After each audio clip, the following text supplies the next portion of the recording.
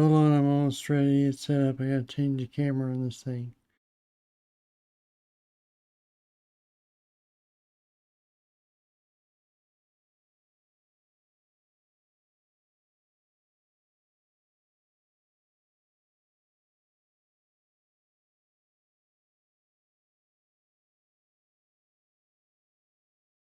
It should be better, I think.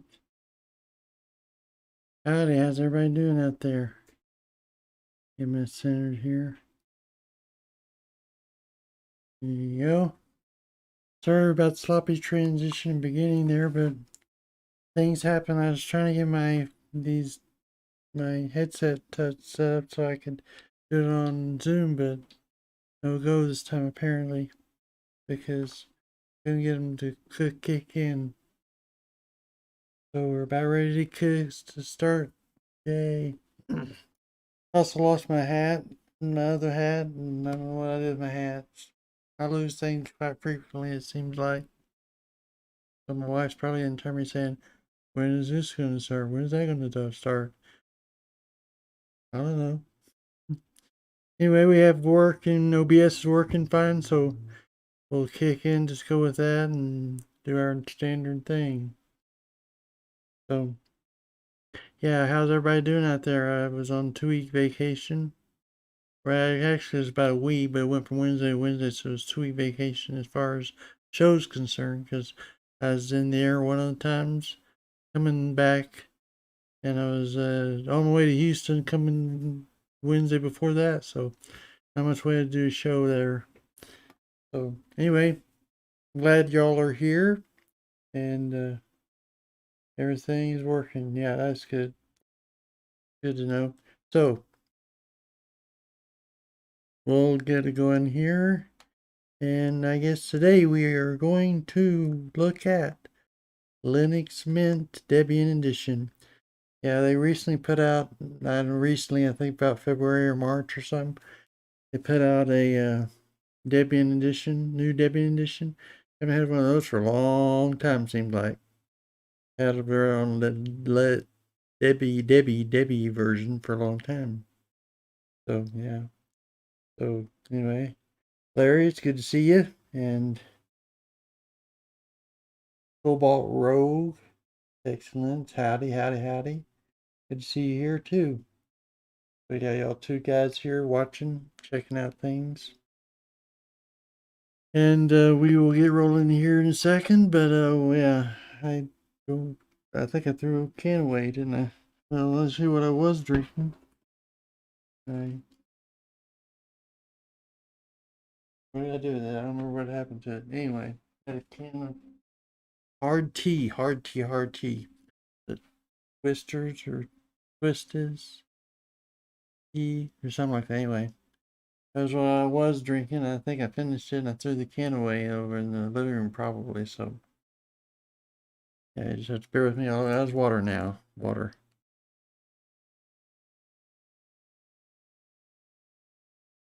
Which helps my voice. Anyway, as for myself, things are not working too good, Larry says. Computer wise or otherwise? Life in general or what? Yeah. I hope they can start working better for you at least. So we've got Linux Mint and that kind of thing. Let's get over to our and yeah, and we'll get over to 3.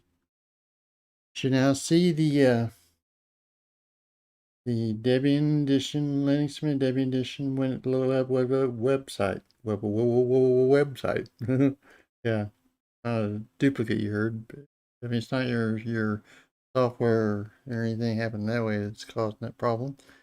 Just what happened when I did that. So anyway, yeah, we got Linux Mint Debian 5. This one, both ones Debian 4. Linux Mint Debian Edition 5. Elsie. And we have, what is LMDE? LMDE is the Linux Mint project, which stands for Linux Mint Debian Edition, obviously. Its goal is to ensure Linux can continue to deliver the same user experience. Ubuntu has ever disappear, which isn't real likely to happen, but strange things have happened. Allows us to assess how much we depend on Ubuntu and how much work would be involved in such an event. Linux Mint Debian Edition is also one of our development targets. As such, it guarantees the software we develop is compatible outside of Ubuntu. In other words, they want to make sure they can survive and go on Debian. Now, I also wonder about this because I've often wondered about this. I mean, that's a noble thing now, but it seems like a lot of work for, I mean, how threatening is that Ubuntu is about to go out. I think really what's more involved is that there's a potential for Linux Mint to eventually go to Debian as a base and dump Ubuntu altogether. At least that's my thought on. I don't know when it'll happen or what. But hi, Steve. How it goes? I'm back. Yep. Yeah. So Steve is has a show. Everybody on let's see, what is it? Steve's very own, and go check him out. Obviously, Steve's very own. So anyway, yeah, I've often wondered how much. It seemed like it's a lot of work for such a minimal goal, unless they're really that serious. It seemed to me like what they're really prepping for is an easy way to where they can make the switch to Debian at some point in the future. And yeah, so that's my thoughts on it anyway, what it probably would like. But anyway, that's where I downloaded it, Debian Edition. It's kind of nice, fresh looking website, simple but easy to navigate. So you go download here. And there's only one thing you can download here, but there's several places you can download it from. Well, yeah, you can download the installation guide, release and release notes. You can also download a torrent of 64-bit or 32-bit Debian editions.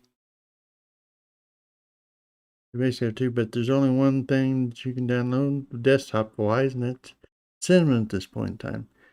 Well, maybe a ways before they're off, or maybe a while before they're actually out, able to get that downloaded. I mean, to make that effective, because they have to transfer not only a Cinnamon edition, but they also have to transfer XFCE and Mate if they wanted a full-fledged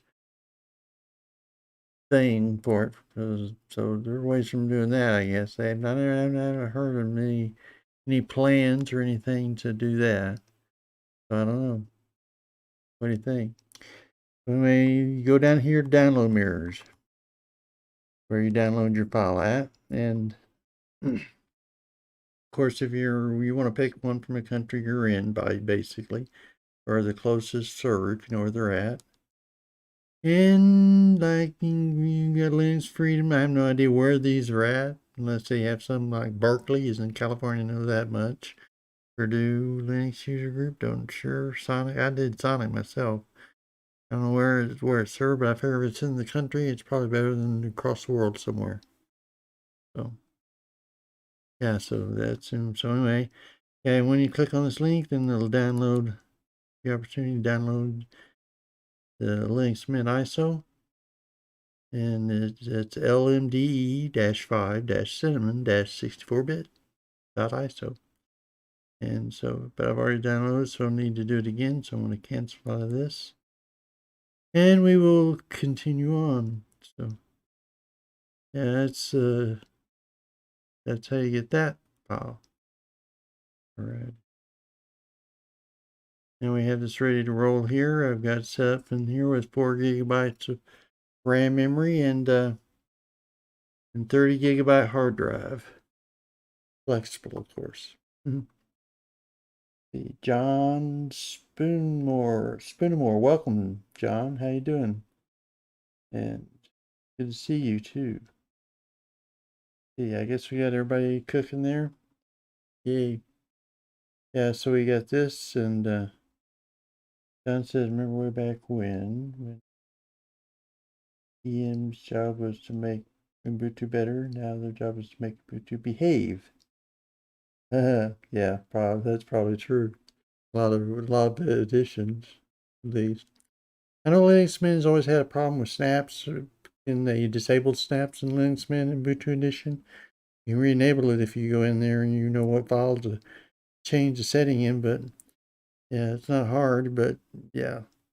Not also, they don't make it easy to find out necessarily what it is because they really don't care for snaps too much due to some proprietary stuff in there and things like that nature.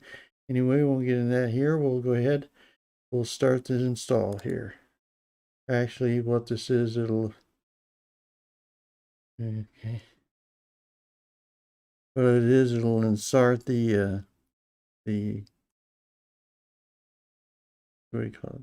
The live CD version, live DVD version, whatever you want to call it. And we will get underway here. Yeah, normally you have I don't know what happened with the headphones, but I pretty much need headphones, otherwise everything will be blasted out. It's the only way to keep things separate. And it takes a while for this to boot up correctly.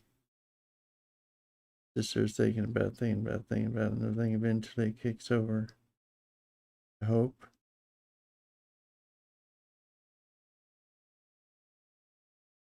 They're blinking at me like saying, ha ha ha ha. We'll find out. We'll make you pay, boy. In the vain hope that it's sitting on the password thing and I can't just see it. No. It actually prints out words and stuff. Huh. Well, I may have to see if I can reboot this and reset it up again. Stupid thing, for some reason didn't want to work this time. It worked the other day when I tried it out, of course. Yeah. So, let's see.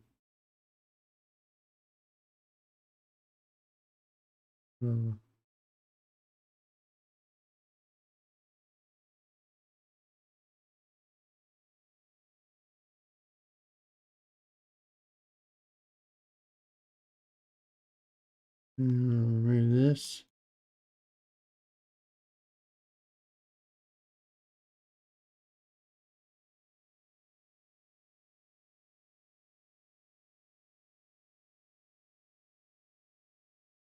What happened there?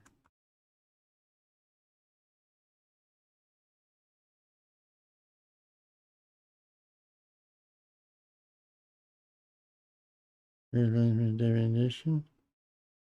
I'll say it correct. Next. 4 gigs memory here.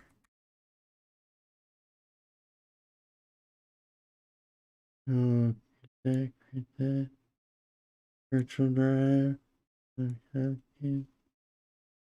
And we'll add this up to 30 gigs.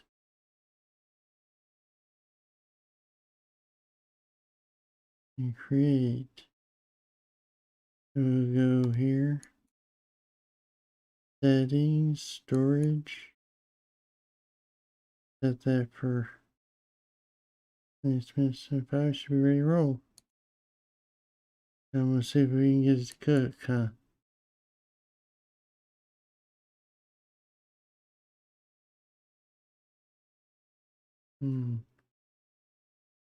Did this work before I shipped into full. Yeah, there goes the Linux Mint symbol. Yay, we're working.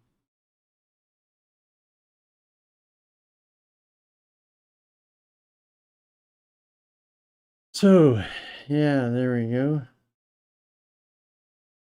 Clicking on all power now, I think. I hope it will. I think it's just taking a while to set up the desktop, I think. See what we got over here. There it cooks. Okay, so you're an old system network admin, huh? I've been waiting for the LM team to ditch Ubuntu for 3+ years now. My humble opinion, it looks forward ready to prime time 3 and earlier now so much. Earlier now so much, but that's only because of Cinnamon. LMDE 5 now has my go-to distro for all workstations now.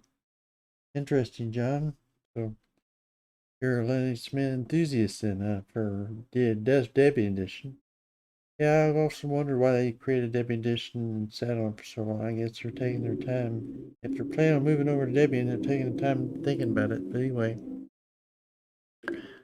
now we're actually Linux Mint. We can do something, huh? So we got Linux Mint there. Install Linux Mint. And we'll just go ahead and install it right now. This is Cinnamon Desktop, basically. So we're going to go ahead, before we start, do that. Yeah, we have our connection down here. We're going to go in, let's see,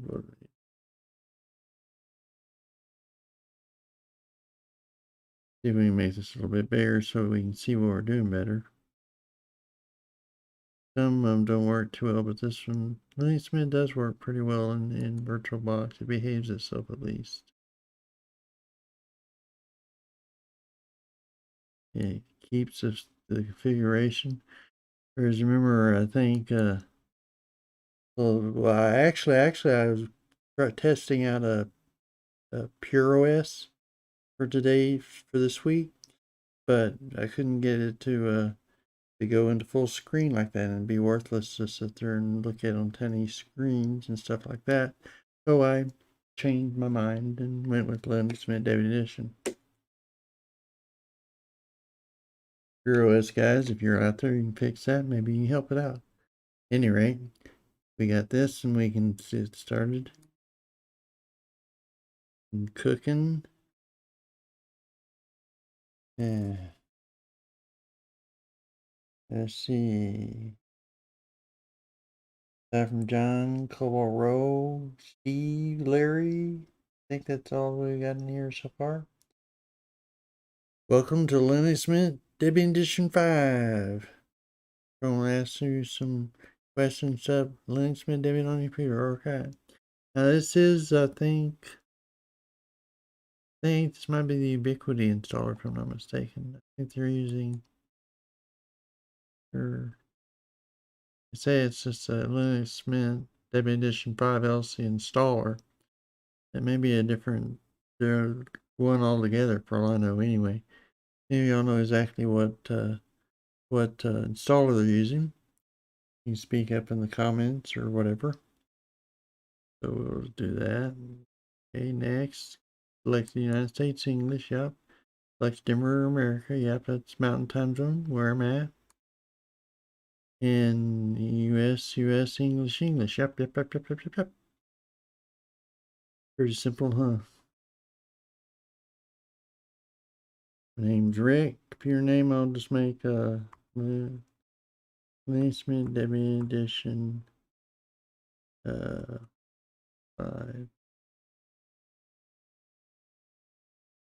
And put a strong secure password on here. For our password login, yep. Here, my home folder, I normally would encrypt it, especially on this laptop I'm planning on taking out in places more, stuff like that. But of course, this is just a virtual machine. I'm probably going to leave as soon as I'm done, so I'm not worried about encrypting. I'm not going to put anything on there, that's worth anybody's salt. So just for testing purposes only. Login automatically? Nope. Will require password. So now here's where now this is one of the parts I had a little bit of difficulty with, but I think I figured out if you click on this twice, it sets it in there. Yeah, before I was having problems if I just clicked on it and went like that. And as soon as it went away, it would go away. But anyway, it's staying now because it's preset that way. Yeah, so you have to click on this twice while it's in there in order to get it to stay. I was having trouble getting it to work that way. Anyway, yeah, you can click on logical volume management, encrypt operating system, or fill the disk with random data. And you have confirm passphrases if you encrypt the disk. That right there. Pretty simple. Or you manually partition it if you choose to do so. I'm just going to take the easy option since I got a blank disk here to work with. Erase disk, install LMDE on it. So, like that. Yes, I'm sure. And yes, no partition tables found on the drive. Yep, no partition table was. But the installer created set partitions for yes. Note this for waste. Yeah, okay. Yes, on that too. And install grub menu boot on in case you want to put it on a different drive. Got dual boots, stuff like that. So next. And there you go. There's a summary of everything it's going to do to you, to your computer. And install. Now in the past I found that Linux Mint installations have gone pretty fast. And they're pretty easy to work with, I think. They're not too hard. And they have a good welcome menu when you get over there. So yeah.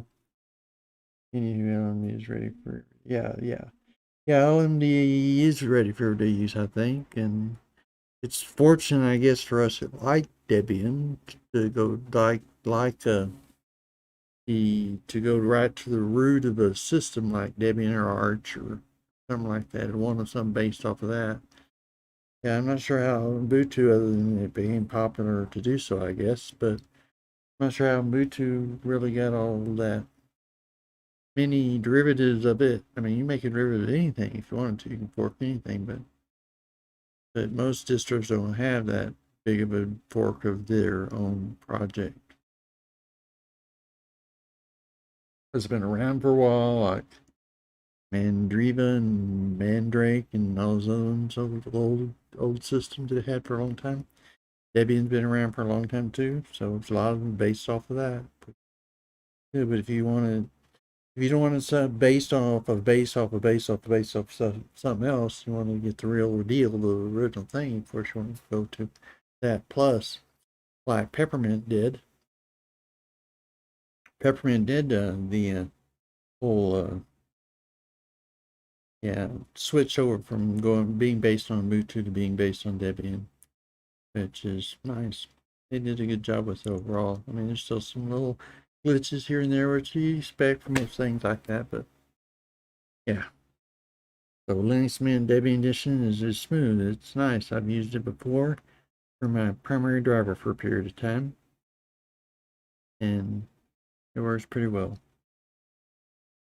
So we'll look at that here in a minute. Just take a click through of what all it installs, a lot of box and other factors and things that might be of interest to people, and we'll check it out.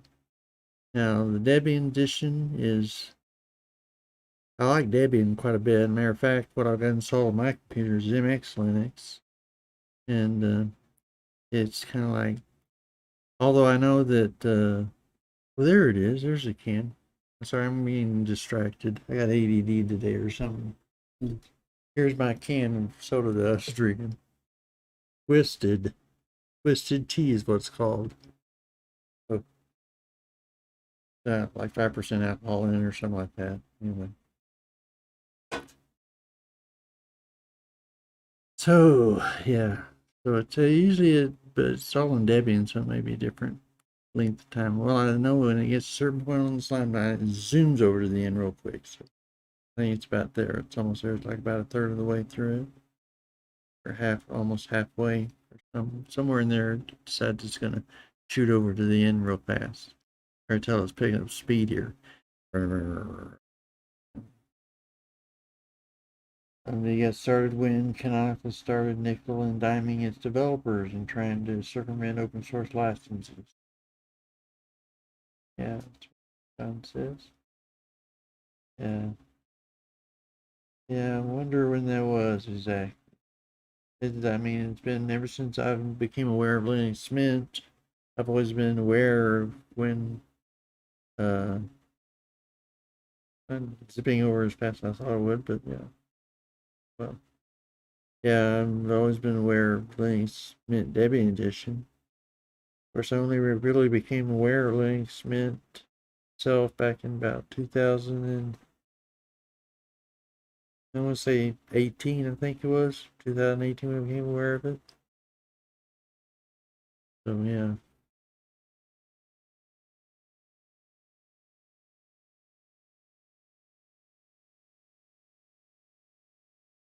So it's almost done though cooking up. It's doing this user shared locale. Getting toward the end of the list anyway. And we have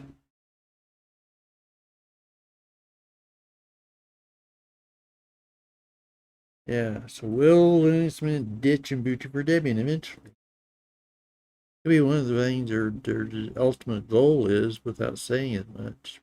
They don't want to create a big stir or anything like that, but it could be that they're planning on doing that eventually using the Debian edition.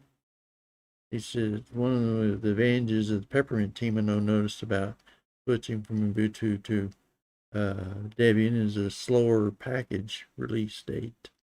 Since Debian pretty much releases when they're ready to release, they don't really have a schedule per se. They release a new version like approximately about every 3 to 5 years, something like that, somewhere in that range. And yeah, you don't really have the problems that you have with that situation. Any rate, yeah. So Debian edition. I think it gives the developers more time to work on stuff and fix things and that kind of issue is what they said on Peppermint.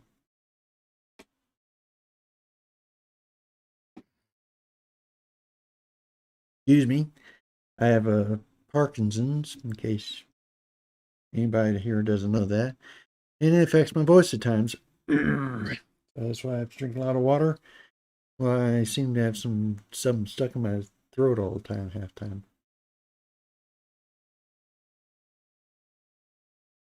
Be careful. If I don't drink it right, swallow right, then I can have a coughing fit. You wouldn't want to hear me have a coughing fit, now would you? Uh, yeah, so it's checking bootloader now. Yeah, maybe slower because of the load on the system. But I shut down Zoom and all that since I wasn't going to use that this time. Thanks to not having my touch bone and being able to connect with that headset.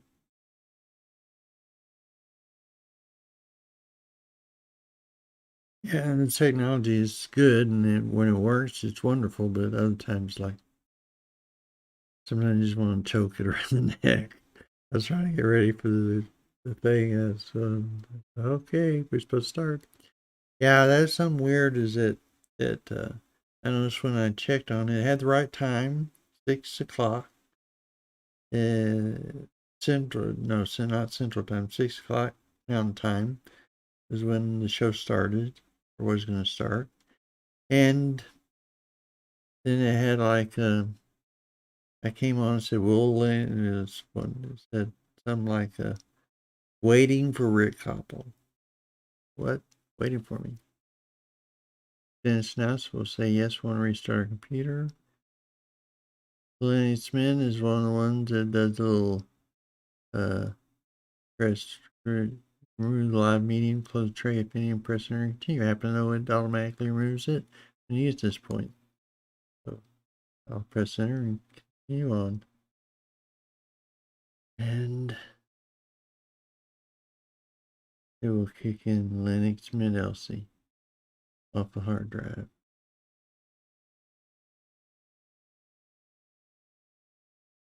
It'll probably go back to the previous settings on the display. I don't know if it'll keep yeah, there you go. Without further ado, we can change that and fix that one more time. After this time, it should fix it. Once you get in the hard drive, it should fix it. You won't have to worry about it anymore. It comes up automatically with this welcome screen, which is hard to see since it's in a small space. Take your video up here out to do that. Here, let's do this.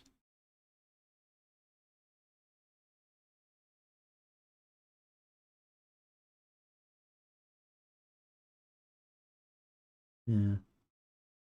We're going to bring display up and see if we can.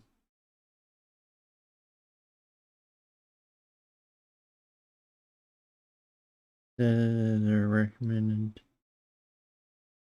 setting, which is right to there. 1680 by 1050. This is a framework 3:2 ratio laptop screen. So it's kind of weird a little bit, but that seems to be one of the best ones that works on it most of the time. So apply configuration and exit. I'm gonna go though and log out and log back in because I want to show you how you can avoid that in virtual machines if you need to. Yeah, you click on this here icon, take software rendering. Then when you log in, it won't give you that message on virtual machines. It's already in software rendering mode, so it knows it is. And it won't do that, but I'm afraid it may have lost this display setting on it. No, sure didn't. This is what you first see when you bring up Linux Mint Debian. And pretty much what you see when you bring up Linux Mint, period. Because really, what you see in Linux Mint and Ubuntu, they try to mimic this as close as possible to what you get in Debian edition. And what you get in Ubuntu version of Linux Mint. So, yeah, that's cool. So we show this dialog at startup. We're not going to show it at startup all the time, but we'll click that off. First steps is the most important section of this whole thing.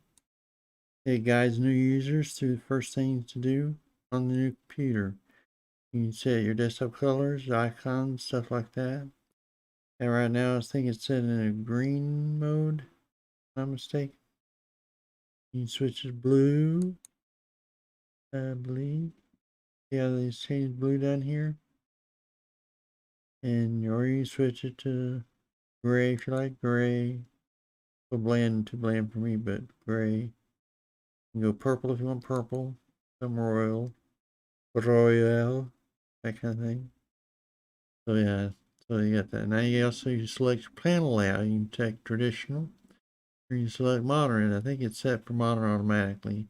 I'll just leave it there for the time being, but that's where you can switch that if you like more traditional panel, smaller, things like that. Of course, you can go in and change the size of any of these panels and stuff like that.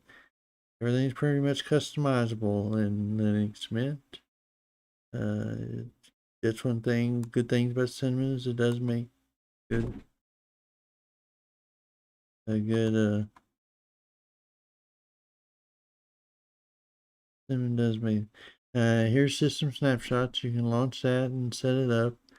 I'm going to do that because I don't have anything on this virtual machine to save. Or won't put anything on this virtual machine I need to save because I'm going to delete it probably shortly after this episode's over. But yeah, you can launch your system snapshots there. Basically, you automatically record your system snapshots. Just system snapshots using timeshare, I'm sure. Yeah, I think it's timeshare is what it's called. And yeah, media codexes. That's what you probably want if I'm not gonna worry about it now, but probably definitely want to click that one. And what that does, you get multimedia codecs that are required for some formats, play popular audio, video, and web content. Click the button below to install them. So click this button here and it'll do that automatically. And you got, of course, your web update manager right there. You can launch that from there. We'll look at that in a minute. System settings right there. Software manager. Go and look at find software you need, that kind of thing. Firewall. Turn on the firewall from there. So that's all the things I want you to look at. So we'll go ahead and go to update now. Has more of an installer update. Install updates right there. Okay. So it's processing. It says, do you want to switch to local mirror? Why, yes, I do. So we'll go to that. And you put in whatever password you logged in with. And now this is interesting because you can, these are official repositories, Linux Mint, and Debian repositories that they have for those things. And the additional repositories, mirrors.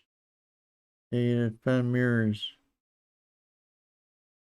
I think maybe click into it, I hope. Looking for some button or something. Store default setting. Well,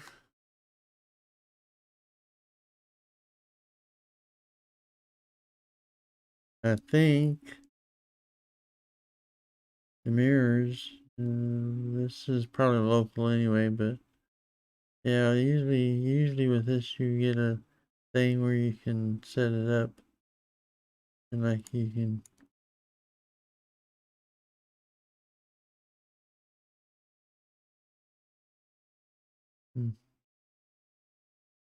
I don't even see a next button or nothing there. Source code debug. So, oh, there it goes. Well, that took a long time, didn't it? Yeah, so what's doing now is, yeah, it's almost activated by double clicking on it several times or something like that. Probably said stop double clicking on it. I'm working on it. Anyway, what it does is it bases your mirror list based on how close they are. By how, not just by how close they are, but how fast they are. So you can see I got this Linux Mint packages, which the default one up here is 1.8 megabytes per second downloads. So we'll apply that one. Leave that at the standard one.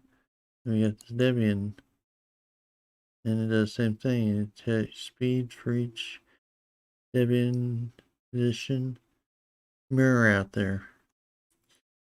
And so at 6 megabytes per second, it's faster download than what we had on the Linux Mint version. Wow.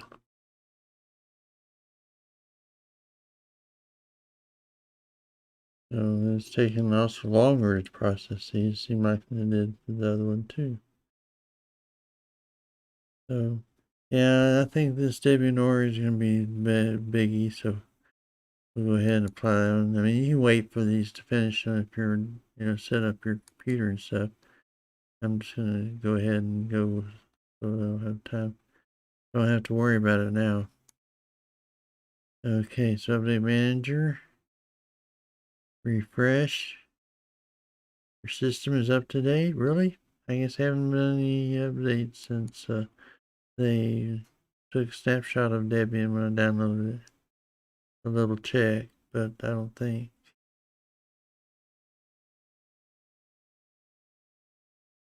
We'll check it out here.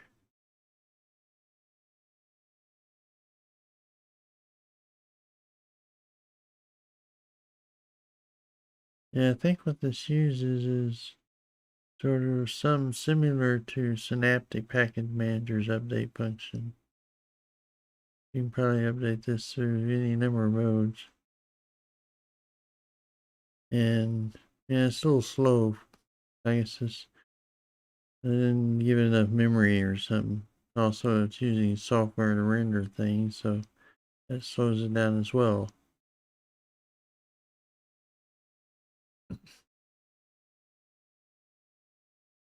Checking for package updates. Alrighty, we'll wait. Yes, I could have assumed it was up to date and took it at that, huh? Probably come back and say it's up to date. More packages to suck on. Nice. Check for cinnamon spices. Cinnamon spices, you say, what are those? There are applications, it's your widgets, things like that. Oh, look. There's a lot more downloads in there yet. Web browsers, expat, DPP, DP, KG, cups, all additional. Let's see, no, now we got past mirrors where you're going to get on that. Then when you're ready, you say install updates. And wham, away it goes. Following package will be installed. Linux headers 5.10, 5.10, 5.10, which is standard for Bullseye, which is this upgrades to Bullseye. So yeah. Or no. Not Bullseye, Buster. No, Buster's first, Bullseye second. Anyway, yeah. So you have upgrading that standard for the last version of stable version of Debian was put out some time ago. Yeah, it took them a while to do this, I guess, to get it updated, but they must have some things they had to do. Update will trigger additional packaging, okay. Wants to know if we have the authority to do this. We say yes, we do. Away she goes. Downloading package files. Those are headers. Those kind of things. So, yeah, let's see. I got a message, John says I got a message around about 2 weeks ago that one of my mirrors was not up to date. Just I switch it. That's a super nice feature. Yeah. Yeah, especially if you have mirrors that go out of commission and stuff like that. You have situations where you need to do that kind of thing. Yeah, it's helpful.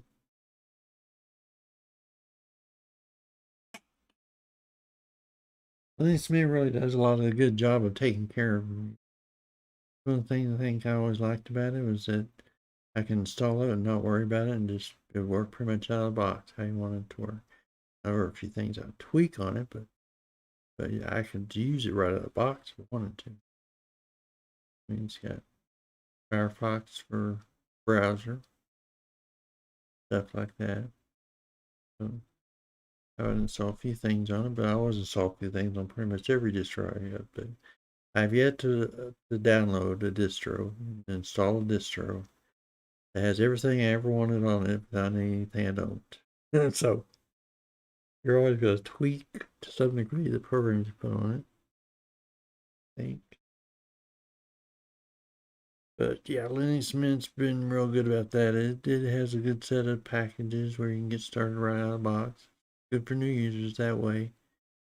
But it's also a distro that anybody can use, whether you're, sometimes you just don't want to mess with a lot of the finding codexes or go into Debian and setting the repositories to reflect the non-free software and that kind of thing. It took me a while to figure that out when I first was installing Debian one time. I thought this is hard. So yeah. So anyway, looks like it's almost done installing these images and configuring things. And also, yeah, I think this was the distro, not Linux Mint Debian Edition, but Linux Mint was just the distro that the one guy on Linus Tech Tips did when they were doing the gaming thing, the gaming competition, whatever they called it, challenge. So yeah, he used Linux Mint to install, and they even have instructions here. I don't know instructions, but they have the ability to install things. They probably want more updated. That review required. Yeah.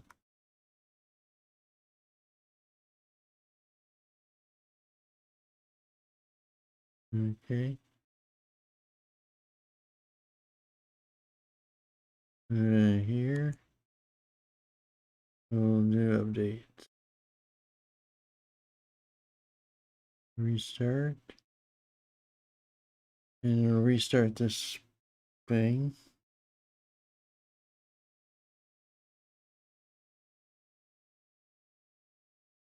Yeah, so it will update the headers. Just check and see what was running before. That'd be interesting to find out, huh?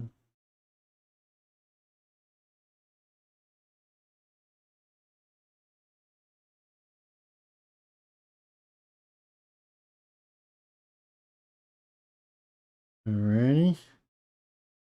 Now I'm going to open a terminal window here by hitting Alt Control T, and we will check out the kernel installed. Yeah. 5.10.0-14-AMD 64. Not too shabby. I mean, it's standard. Nothing fancy here. I'm gonna watch him break things down. Is it now? Poor Linus is just addicted to Windows. I know, isn't he though? But I think he deals with Windows problems, because I think I remember seeing a video where he did some issues where he's talking about converting the whole outfit over there over to Linux at one point. I don't know if he ever did that or not, but it'd be interesting. Find out what happened with that. Let's see. So yeah, so Linux 5.10 is your standard Debian kernel, Debian Bullseye kernel, and yeah. So I think if you put it in HTOP, it probably is not installed yet. Nope. Where's Neopatch? Oh, Neopatch is installed already. Okay, so you can see here. Yeah, it's usually high, reads higher than it does in HTOP. 648 megabytes per inch, megabytes. That's all it stands for. MIB stands for megabytes. So 684 megabytes are out of 4 gigs of data memory we put on there. Not too bad. And also 500 is usually what it gets down to when you first started out. 600, some close to that. That's pretty good for most distros. I think KDE does a little bit better at 4 gigabytes data, but of course when you put more memory in there, it uses more of it. So it expands and contracts based on how much memory you have, which is a nice feature. So yeah. You can put this on even, I think, I don't remember, it's probably on the website somewhere there, but I think they probably recommend a minimum of 2. They recommend 4. I know 4 gigabytes at least, but recommend a minimum of 2, I think, gigabytes to run this whole computer. Test it out sometime, huh? And there's my CPU, 11th generation Intel i5. And they gave it 1 thread of this puppy. That's why it's so slow. So, and you get purple there. What we changed to, we got Mutter for Window Manager. Cinnamon 5.2.7. The resolution bash. Got 1,962 packages. 1 minute of uptime. Here's our new installed kernel. VirtualBox. There. Elsie. LMDE 5. Yeah, so you got all some interesting information there. And yeah, sweet. So what you could do, we can also look at these well application. One of the things I always fell in love with was this menu for them, because I have to click every time. Now sometimes it's good to click, because then things stay put when you're trying to go over to the program there like that. Doing that, and I go, whoa, and I go, oh, that's not what I wanted. So, okay, graphics here, document scanner, drawing, Pix, which is a software for managing your photos, I believe.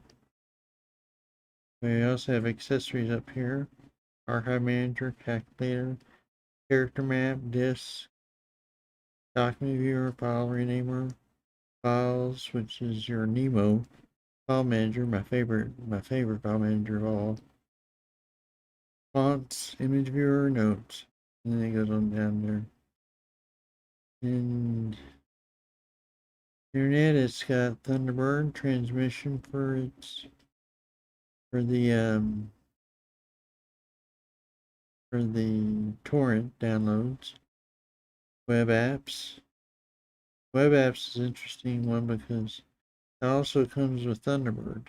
I like Thunderbird personally. I use it all the time. I use it for years. Even back in my Windows days, I was using Thunderbird. And Firefox for that hex chat function. Check your IRC type things. Web apps though is one where you can, it's like ice and peppermint, where you can install web apps, websites as apps, and they appear in your thing. Yeah, that works. Say you wanted I mean, you use your bank app in here, you can do anything like that, and it'll stay good. So you add one in, you can go down here to add. You click up here, name it whatever you want. My side of beauty. Here's where you enter the site.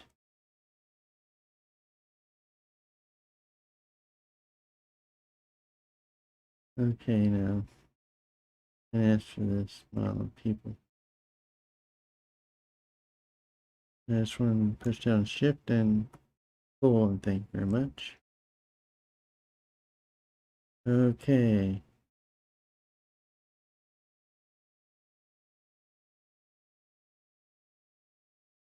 nlgg.rlkoppel.com, which is my site for my Linux, this channel's website.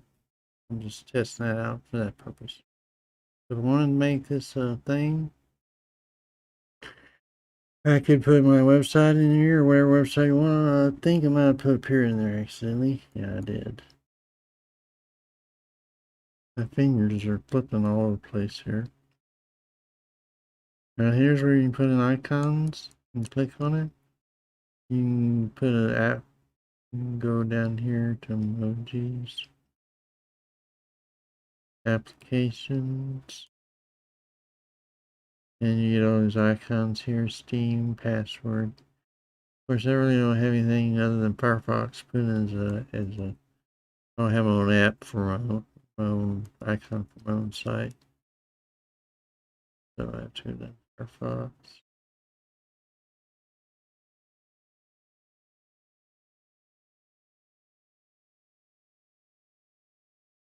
And it's somewhere in here. Maybe just move this there's Chrome's.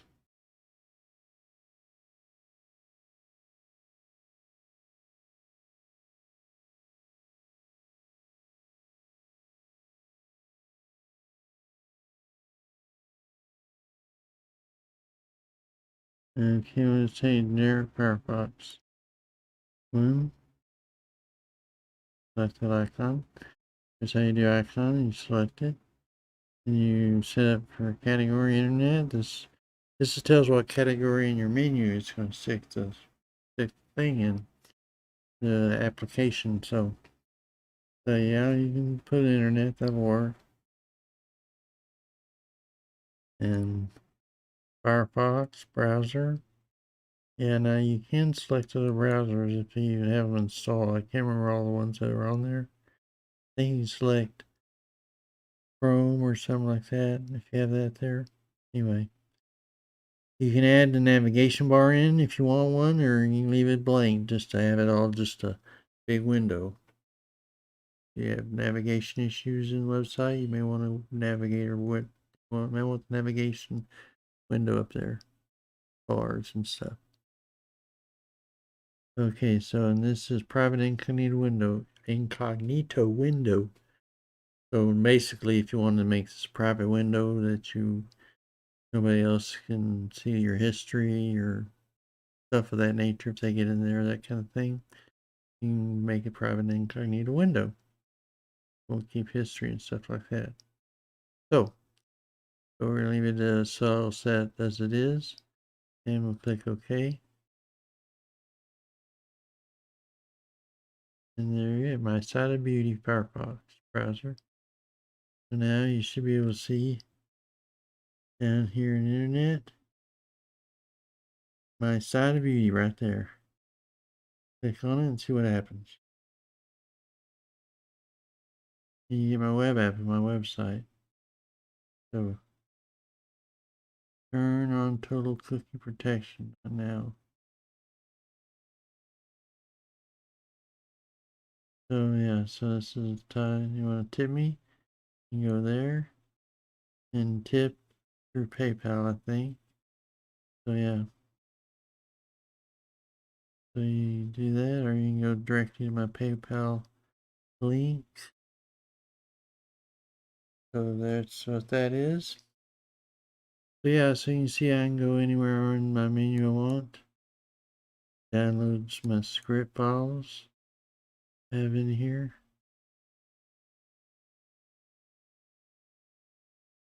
Okay.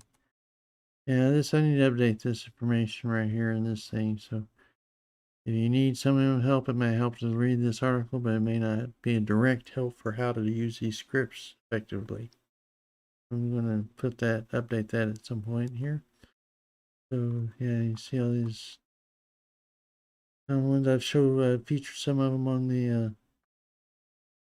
the site before. So, and disclaimers that I have on there, all that kind of stuff.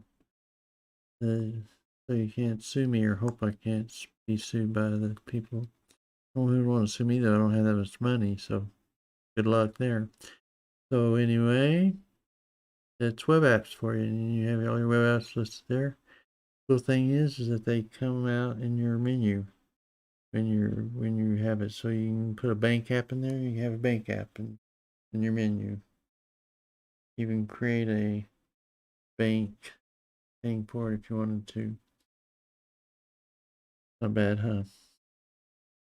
So then, let's see what else we have over here. Office. It's got LibreOffice. All those. Probably for most people are pretty familiar with LibreOffice. And sound and video. You have an install multimedia. So if you didn't do it over in the welcome screen, here you have your spot where you can install multimedia codecs. Rhythm Box, Hypnotics. Hypnotics is a TV viewer type thing. Watch TV, it says down there. Limited in what it can pick up and pull in, but they use a lot of it out there, apparently, on the web. And Celluloid, which is one of my favorite video players, because it's got good controls, that kind of thing. And it works pretty much out of the box. Your administration. Got backup tool, disk usage inline, login window, logs, power statistics, print settings, software manager, software sources, synaptic package manager, like I was talking about. Look at that in a minute. System monitor, system reports, time shift. What do I call it? Yeah. I think I called it time shift, didn't I? Yeah. Pretty sure. Terminal, update manager, users, and groups. Now it has pre update manager. And if you go over here, I think this is it. Usually this will turn green or something here when it or turns a certain color when you have updates, basically. So I guess the only updates we had was what we updated already. Users and groups, you can set those, and you add or remove users and groups. So that's a graphical way to get that done. So these are the terminal commands. But if you are so inclined, you can use a terminal as well. I do a lot of times. So yeah, you got your software manager here. Let's check this out real quick. You got several ways you can install software on this computer, obviously.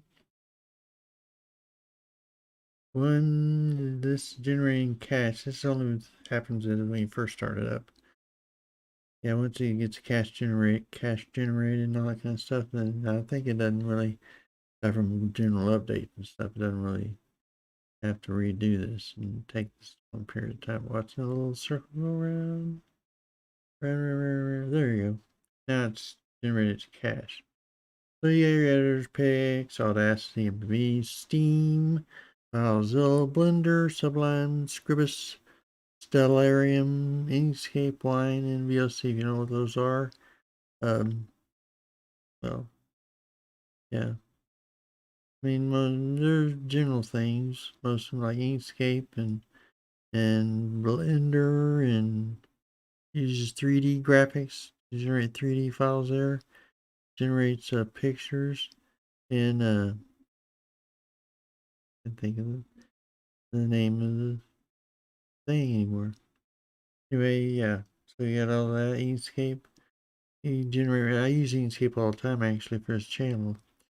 Audacity, media codecs, all that stuff. Also got categories you can go to, like programming, Flatpaks, all apps. I think Flatpaks is installed out of the box, if I'm not mistaken. So yeah, so you want to search for something, like say you want to search for HTOP.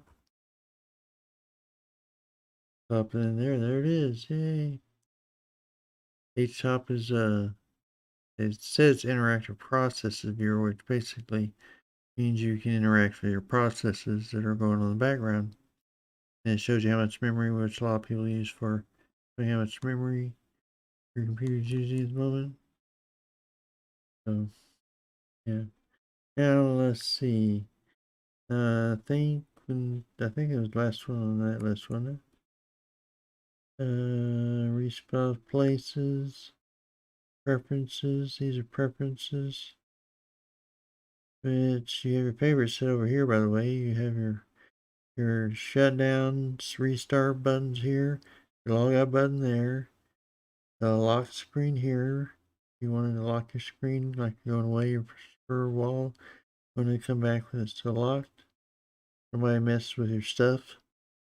Here's Nemo and the terminal and the settings and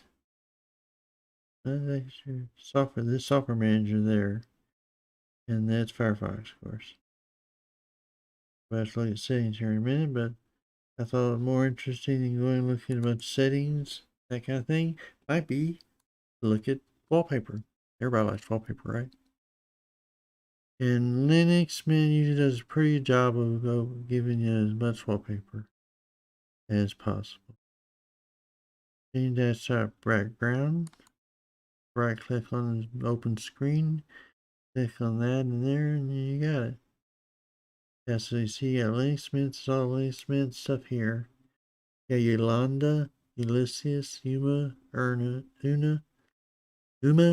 and Una. And you also put your own pictures. Like I have my picture directory. I usually have a folder called backgrounds that contains my own pictures, personal pictures I've created. I like to use those sometimes. But yeah, you can go here and you can collect a lot of good pictures. So yeah, froze up. This is like the last version. Yeah, you can actually do software link up, and you can get all the version pictures of various editions of Linux Mint. So yeah, if you want Lush, you do that.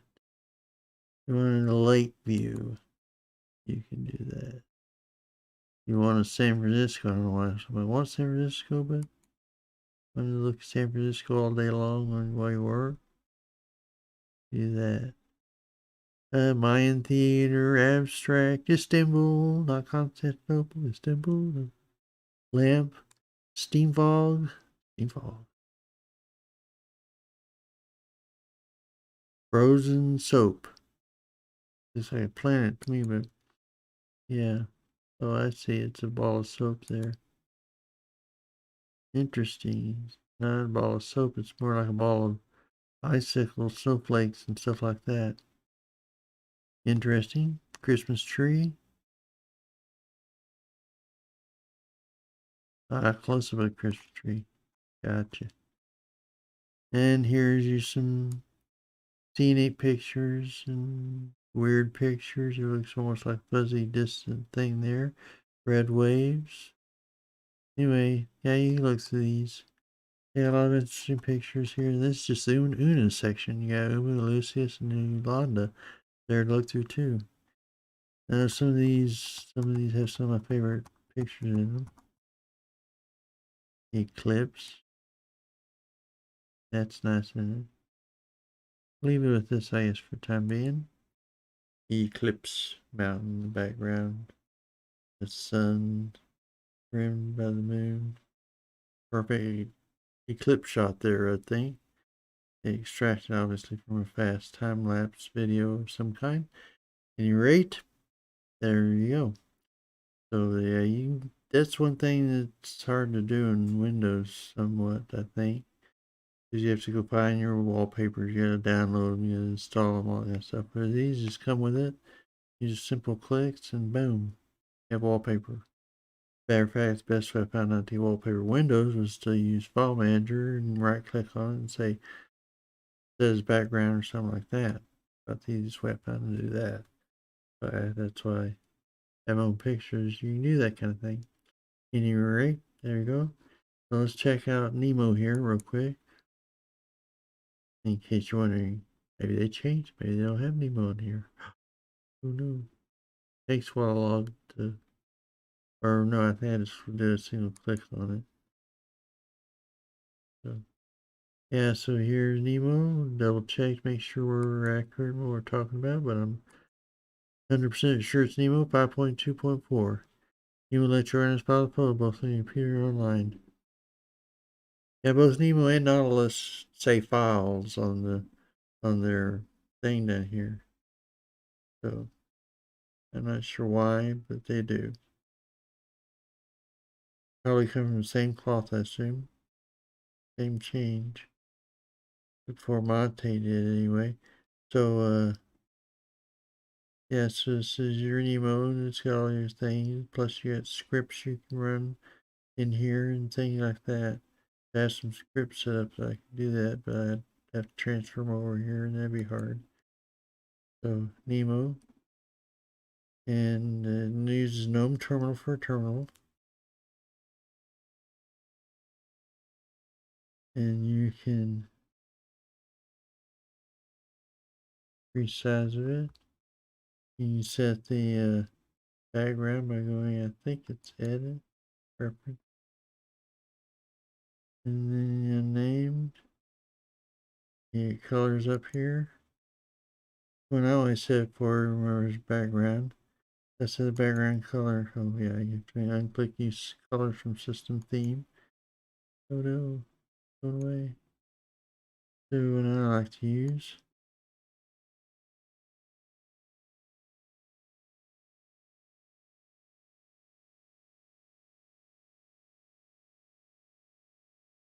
Anyway, it creates kind of cobalt type look in the background. And everything just stands out well on that. And also, I usually also create I increase size of my font on here too, which you can do by simply going to text over here, and you have to put custom font, and you're able to click this, and you're able to raise this to 15 or whatever, however big you want it. 16, 20, 50, whatever. You have to be a bit much, I think, but see. And that's not really how big 15 is because I can increase the size of it, but yeah, so it's easy to change those things. I'm going to move this back down to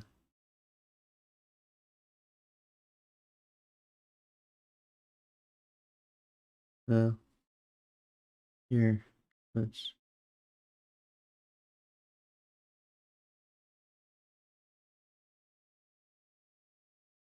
let's do it now. There's your 15.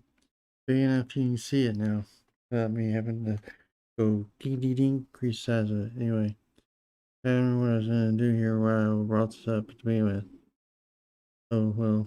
Oh yeah, you have your other ways to load programs on here. Yeah, so you do sudo update usually, and you usually do that and upgrade. So, but it's already been updated, so we're gonna do sudo apt install. Then you put in the program name you want to install, htop. And then you put in your password. And as you can see, it's a small program, it goes pretty quick. Done. Doesn't have to go out on websites and look for stuff and things like that, and download stuff from websites I'm not sure are secure and all that kind of stuff. So yeah, it's excellent. So now if we do htop, you'll see it's got 764 megabytes out of 4 gigs right now, operating on one CPU at 4.7% of it. And it's got a swap file I created, 4 gig swap file. So yeah, there's all the processes that are cooking in the background. More about that. And we have that. Now one of the other thing to look at was Synaptic Manager. Synaptic Package Manager. Password in when you open it up and it pops up this deal. Here's this telling basically what it's called. It explains things to you so you know what you're talking about or what you're doing there.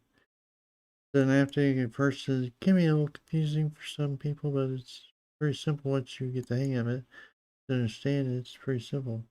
Like you install this game 0AD by selecting it, mark for installation. It also marks all the dependencies it has. You mark those. Then you go up here and hit apply. And once you hit apply, it installs them all. And that's how you do that. Now you can search for it. Now you go over here to the properties search. So say you wanted to set a base top this way. You go to that. Then it pulls up all these that have htop, even if its htop is over here. Or sometimes it pulls stuff, I don't know why it pulls it up. But anyway, it does. There it pulls top. Aha. But it's not what I thought it was. BPY top, B top. Fonts, monoid, half type. That's htop. See if it's got a little green dot there, means it's already installed. So yeah. When I install some on here, click on it, mark for removal, or mark for complete removal. That's the same thing as sudo apt remove. Same thing as sudo apt purge. It takes out the any configuration files and stuff like that. All right. Now down here it has marked install, suggest for install. Yeah. So yeah, that's if you want. That's just similar to sudo apt auto remove in your terminal. Basically removes all the suggested and recommended for installation. That's for installation stuff. Oh, more from yeah. So anyway, or you can reinstall or whatever. Doing the same thing. You mark and then you apply. Mark apply. Now here you also do your updates. You can hit reload. It reloads all the update. The same thing as sudo apt update. And it has all those there that you can install latest version. And you simply hit apply all.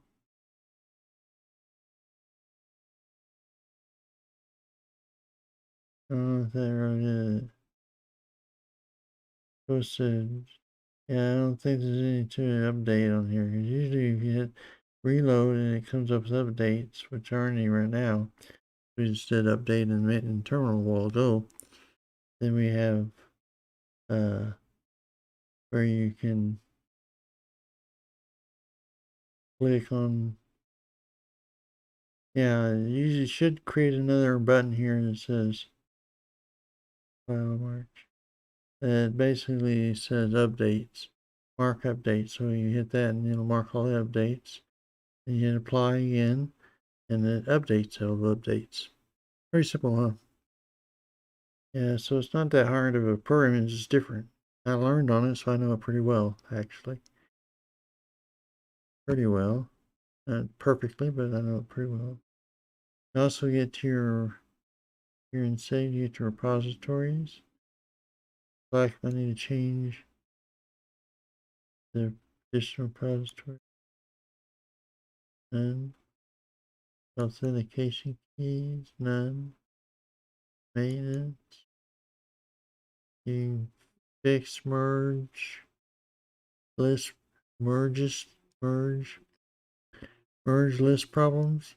Merge residual configuration, remove duplicate entries, add missing keys, remove foreign packages, and grade foreign packages. So you got all that you can do here. Visual repositories. It looks familiar. Yeah, that's where software sources to do. We update our mirrors. That's how you also can update your mirrors easily by going up here to the other settings, you have preferences, and you have filters, set internal options, packages, edit, unmark all search, all that stuff. So yeah, you have fixed broken packages down here. Mark packages by task, by mark changes. And yeah, read marking, save marking as.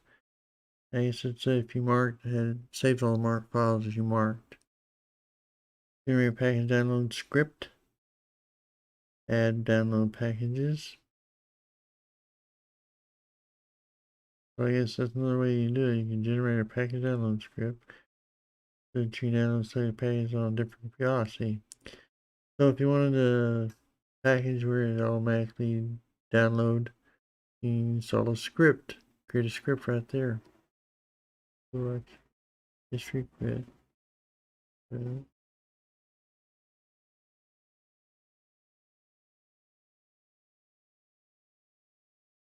we go ahead and discard that. So that's Synaptic. You can also do it by terminal like we talked about. And yeah, there's a lot of ways you can do this. Skin this puppy on this. Yeah, I always tend to use a terminal just because I'm used to it pretty much. But you know, if you need to use Synaptic, I would advise if you want a graphic package manager, Synaptic's pretty easy to learn and it's not bad.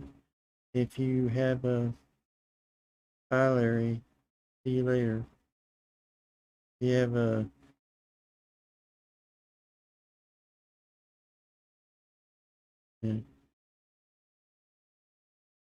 yeah, so that's Debian Edition. I think I covered most of the details on that for the most part. Yeah, so enjoy that. And yeah, Debian's a pretty easy distro to use, I think, pretty much. I've used it before, I'll probably use it again at some point. And as a matter of fact, I miss Cinnamon Desktop actually. Because the only thing that I had a problem with it was in display. I had XFC download.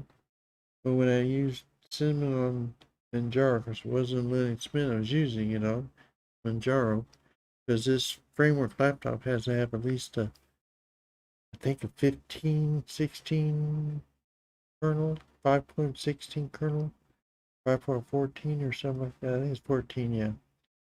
14 kernel in order to operate. And right now, Debian, like we pointed out, is still at 5.10 kernels. So I can't even install regular Debian on here, but just so happened that MX Linux, which is also based on Debian, by the way, had a Oz AHH or AHA or something like that version of its kernels with a version of Linux Mint itself that had out of the box installed the more update kernel, and that's why I can install Linux Mint on here, but I couldn't install just plain old Debian. And I don't think I can probably install Linux Mint on this framework just yet. Someday with Rainbow, but not right now. So yeah. So any questions or thoughts or see, that's a nice wallpaper. Yeah, it is. I like it quite a bit. And good kernel manager, yeah. Yeah. I can use the manager, I can use the kernels from Manjaro because they're rolling release, so they're more up to date. I can use kernels from Fedora and Solus and anything that has is at least semi-rolling or pretends to be semi-rolling usually has more updated kernel than 10. Yeah, that's one thing about this hardware.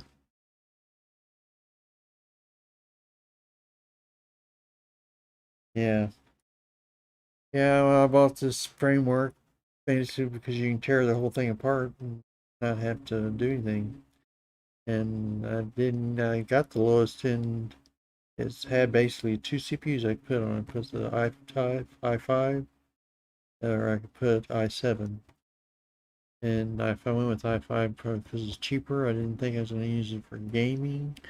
And I just needed a thing that worked, for yeah, it's one of the things the only problem I had with Cinnamon basically was with the XFC on Endeavor. That's what I'm thinking. Yeah, I installed Endeavor with Cinnamon on it, and the time I was trying to match up this framework 3.2 3:2 ratio screen with the 1080 screen, big screen over here on the, and I couldn't get them to match up very easily on Cinnamon because one, it didn't like you saw what I said on here. I couldn't find it had very minimal amount on at least on Endeavor Cinnamon. Only had a minimal amount of selections of what I could use for ratios and the I needed to go backwards on the scaling in order to get it to be big enough to look halfway normal on this and match it up with this screen over here. Either had to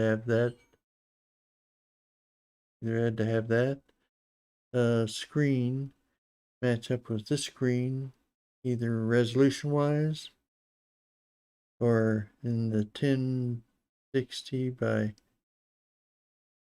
1680 by 1050 resolution that I have to set this on.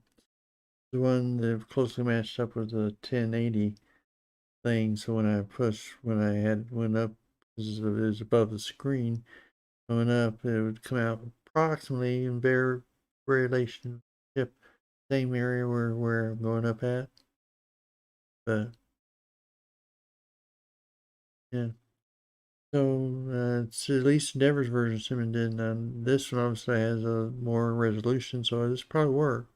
Probably use Linux Mint Debian if I can install it with the kernel on here.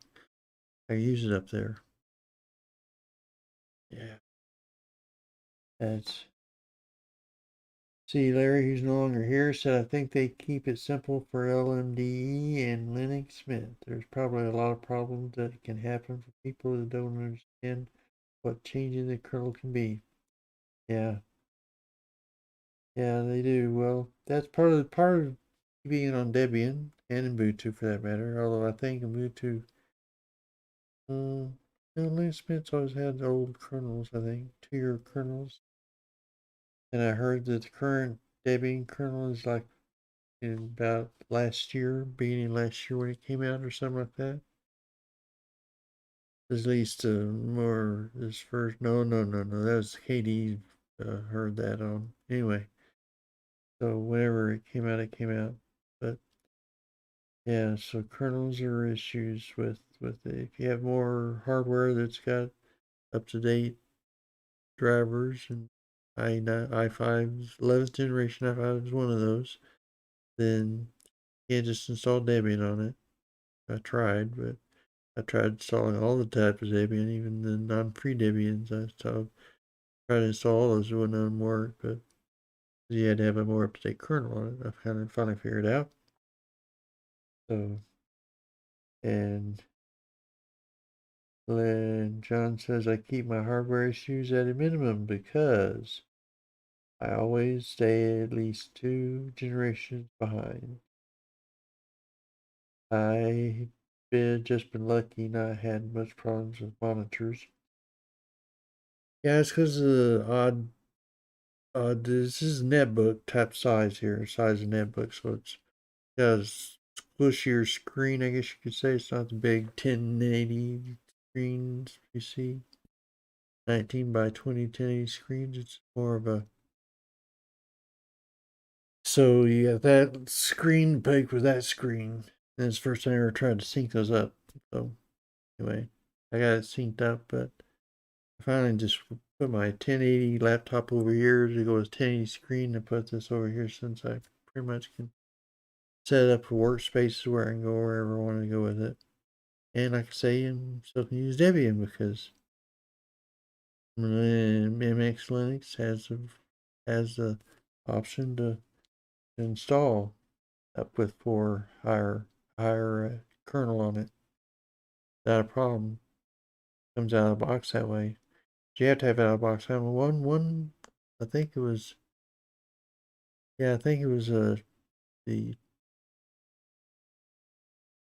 one we did two distros ago before I took my vacation.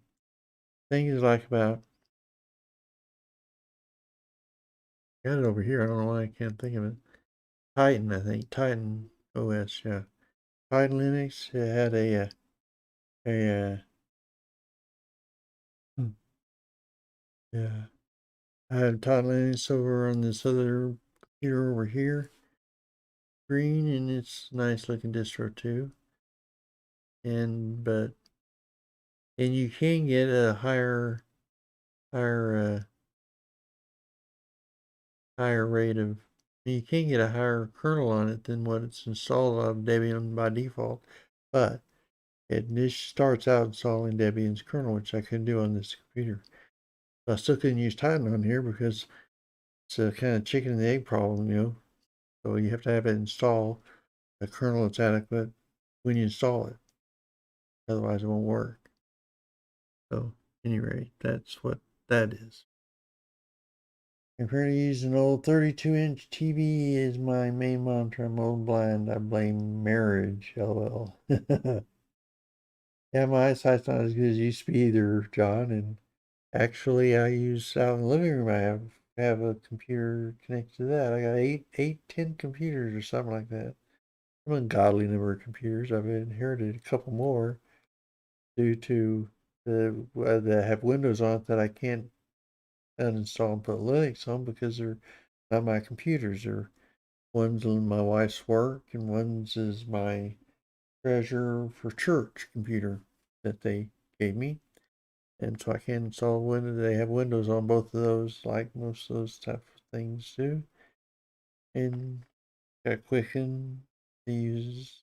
I'm not as familiar with is QuickBooks. Back in my bookkeeping days, I'm more used to QuickBooks, but I'll learn it all right.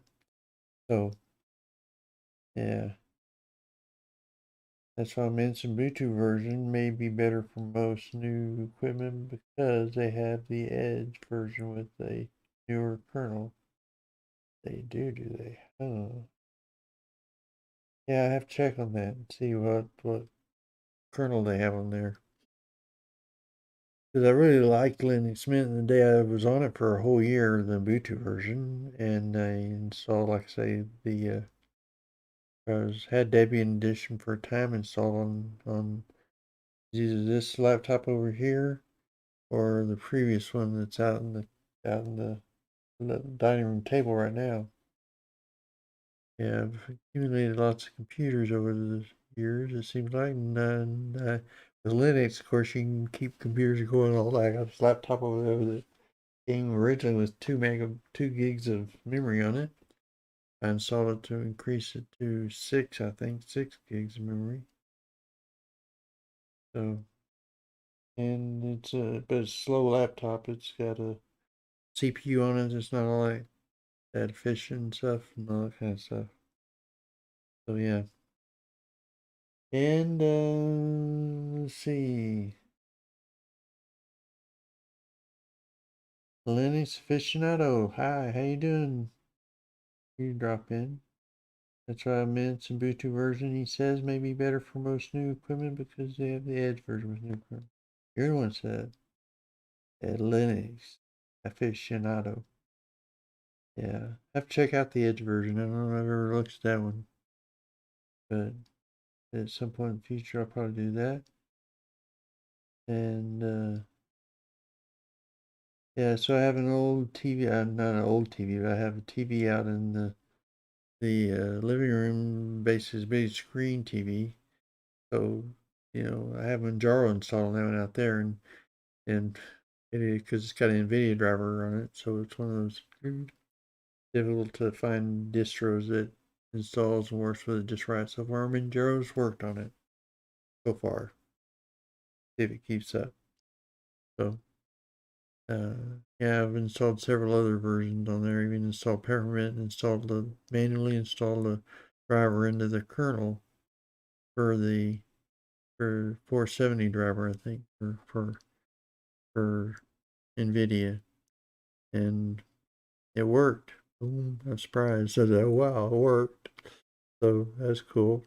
But yeah, then it updated, and you'd have to do that all over again. So I didn't want to go through that again. So I just reinstalled with Manjaro on there, hoping it would work. It did so far.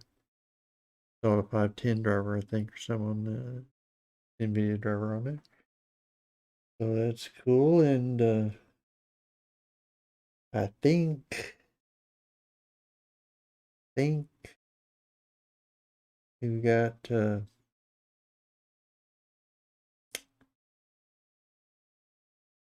yeah, I think that's it.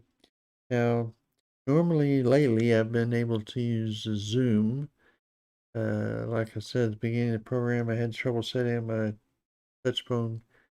Couldn't get my touch phone headset to Bluetooth into my computer for some weird reason. I couldn't figure it out. Ran out of time. I said, well, I started to do the show normally like I used to all the time. So, yeah. Normally I have YouTube going. We have people who can chat. And they like chatting, that kind of thing. So I'll have that going next time, hopefully. I'll have to run some tests, see if I hear what happened with my headset there. Anyway, I guess that's it. Unless anybody else has anything they want to say, add or whatever, I'll probably end it now. I kind of need to get out a little early anyway because I've got not quite 2 hours. It hasn't been quite 2 hours yet, but I need to get out so the kids can come back and that kind of thing too. So yeah, our grandkids are here this week. I almost thought I wasn't going to have this show because the grandkids are here. I don't want them accidentally busting in and getting me hit with a problem with YouTube or something, that kind of thing. So, but my wife took them off somewhere to play something, so she's waiting for me to get all clear to come back. The grandkids. Linux is life, John says. Yeah, especially if you use computers a lot. Yep. So I think that will be it. So, at any rate, I guess I'll sign off now. I'm trying to think if there's any I don't know what I'll do. Usually what I do, how I decide what I want to do distros on, is Windows is full of woes. Yep, wait a minute. My wife is full of woes. Your wife? Oh dear. Yeah, so at any rate, what was I going to say? Also, I have a very mind that goes several directions one time, it seems like. So if I frequently will be hitting somewhere with a point, and then I'll forget where I was going with the point. So if I say I'm going to do something, that's what. Yeah. Good night, John. Have a good, pleasant tomorrow for yourself too. And remember, yeah, may the Linux Force be with you. Bye.